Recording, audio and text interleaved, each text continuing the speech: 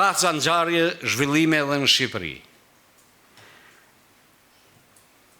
Ai është vend ku ne na kanë ndihmu. Shqipëria ka strehu Kosovën. Shqipëria është pjesë e pandar e lirisë së Kosovës.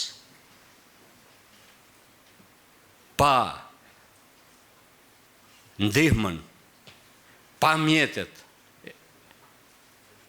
e Shqipërisë, Kosova nuk do ishte Kosova që është sot.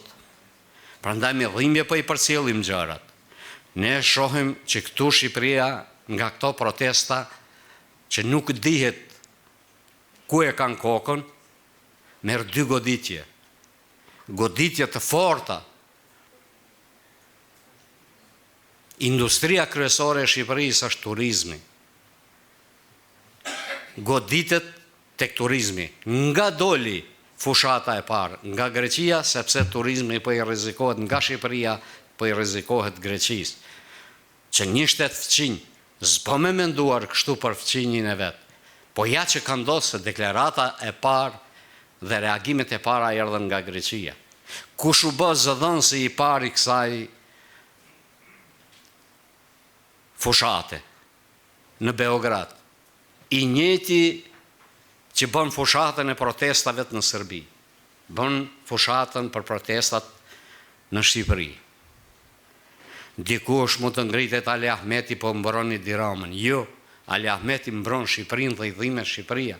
Po goditet. Po goditet. Dega kryesore e industrisë, turizmi, dega kryesore, investimet e huaja dhe vendore. Mos kujtoni që nuk ka pasoja për investitorët vendor e mos flasim më për të huaj. Se asnjë investitor vendor nuk rrezikon kapitalin e vet aty ku ka pasiguri. Dhe kush tenton pasigurinë ta krijojë në Shqipëri, armiqtë e kombit shqiptar.